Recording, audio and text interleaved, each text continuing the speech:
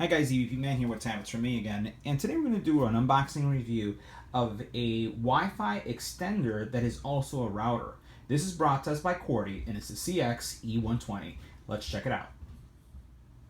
So inside the box, you're going to have a user guide or installation guide, guarantee card, an Ethernet cable, the router, an extender, and a user manual. So now, before going through and actually reviewing the hardware for a second, let's talk about some of the specs that we have here. First of all, this is a dual band Wi-Fi solution that is going to be able to support both 2.4 gigahertz as well as 5 gigahertz bands. Matter of fact, the 5 gigahertz bands has a cap speed of 867 megabits, and then the 2.4 has a 300 megabits cap.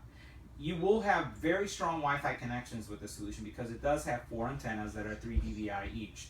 Setup is going to be a breeze, as you'll see, and it really supports a lot of the things that you'd expect from a very larger router, or some of the routers you find in a lot of the big box retailers. So a lot of capabilities here packaged in a very compact solution.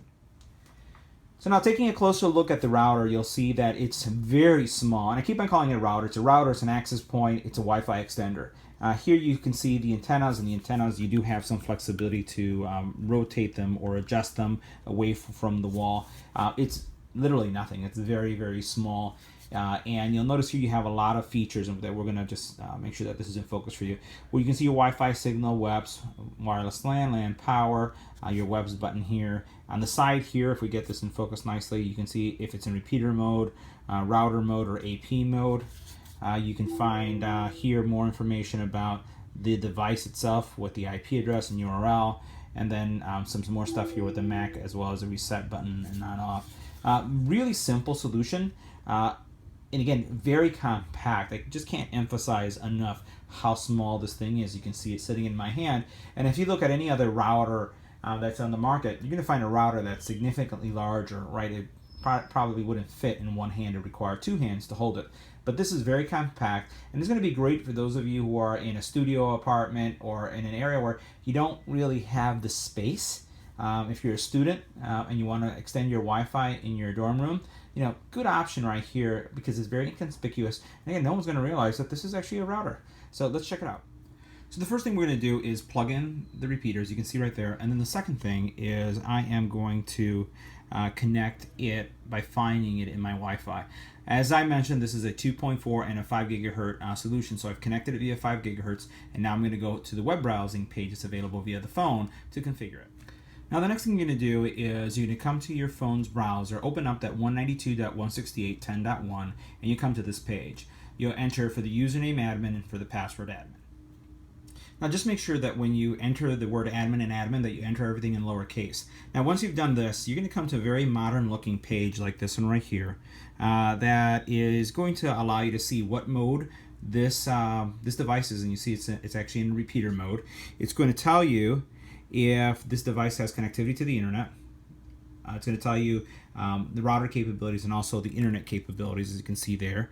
It's going to give you information about the SSID, again, really nice looking interface here, how many clients are connected, what the IP address is for the device, firmware version, if there is any kind of updates that you have to have, at least you see what your firmware version is. And then over here, let's close that out. Over here you have password and time zone settings, and then as well as some basic things that you can do on the Wi-Fi side.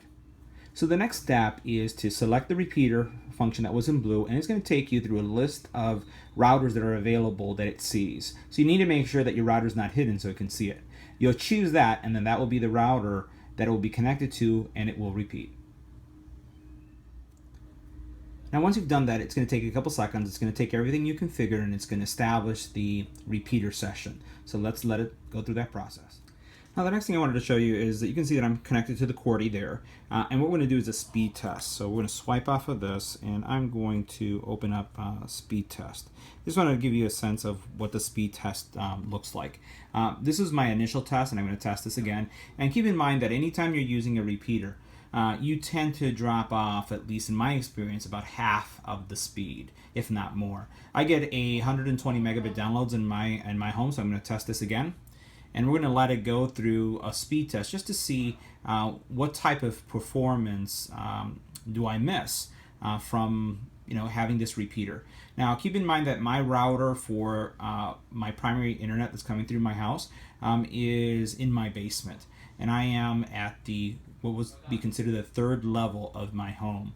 So it's pretty far away, and you're seeing that I'm getting download speeds of 94.2 and also uploads of 22.5. I think that's fantastic, and it doesn't seem like it's really dropping that much at all. I can live with this, and I'm sure you could too. Now, one last thing I wanted to do before we wrap up the review is to say that I'm incredibly impressed with the overall performance of this device and also the flexibility. You'll notice one thing I wanted to make sure I didn't fail to mention is that you can connect a direct LAN connection or use this WAN LAN option as well for this specific solution. But it's high performing. It actually is one of the highest performing extenders, repeaters, however you want to look at it based on your use, that I've seen on the market for this specific price point. So if you have any comments or questions about this solution, please leave it on the YouTube channel. Don't forget to give this a thumbs up if you really like this video, and don't forget to share and subscribe. Thanks for watching.